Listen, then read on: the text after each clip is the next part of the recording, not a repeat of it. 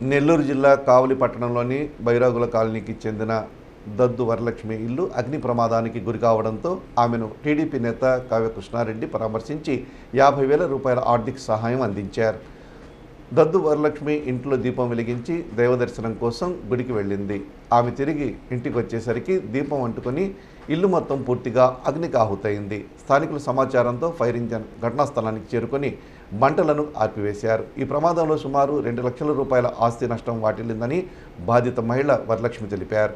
ఈ విషయం పార్టీ శ్రేణుల ద్వారా తెలుసుకున్న కావలి టీడీపీ నాయకులు కావ్య కృష్ణారెడ్డి బాధితులను పరామర్శించి 50,000 రూపాయల ఆర్థిక సహాయం అందజేశారు. అలాగే వరలక్ష్మి కుటుంబానికి అన్ని విధాలుగా అండగా ఉంటామని కృష్ణారెడ్డి తెలిపారు. కార్యక్రమంలో పలువురు పార్టీ నాయకులు పాల్గొన్నారు. మొన్నటి రోజున జరిగినటువంటి ఈ ఫైర్ అగ్ని ప్రమాదం ఒక కుటుంబాన్ని అతలాకుతలం చేసింది. ఒక దురదృష్టమైనటువంటి పరిస్థితి ఒక కుటుంబానికి ఏర్పడింది. 4 బిడ్డలతో ఒక తల్లి నివసించేటువంటి గృహంలో అగ్ని ప్రమాదం జరిగి కట్టుబట్టలతో వారు నిలబడటం అందరికీ బాధాకరమైనటువంటి విషయం. మనందరం కూడా ఈ సమాజంలో ఆ కుటుంబాన్ని హక్కును చేర్చుకోవాలి, ఆదరించాలి, వారికి సహాయ సహకారాలు అందించాలి. ప్రభుత్వం కూడా తక్షణ కర్తవ్యంగా ఆ కుటుంబాన్ని ఆదుకోవాల్సినటువంటి బాధ్యత ప్రభుత్వంపై ఉంది.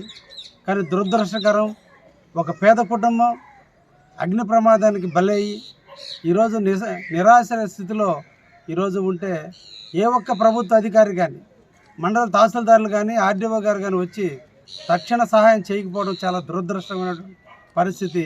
ఇంక ఎప్పుడు అధికారులు పేదవారికి స్పందిస్తారో అర్థం కాలేదు. ఇంత దురదృష్టమైనటువంటి పరిస్థితి ఏర్పడినప్పటికీ కూడా అధికారుల స్పందన కరువైందంటే ఈ రాష్ట్రంలో ప్రభుత్వం కావలలో ఉన్న ప్రభుత్వాలు ఈరోజు ఏ విధంగా ఉన్నాయో అర్థమవుతుంది.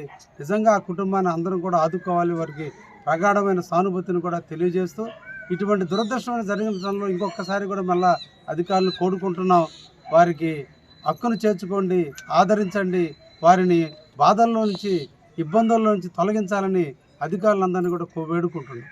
నమస్కారం.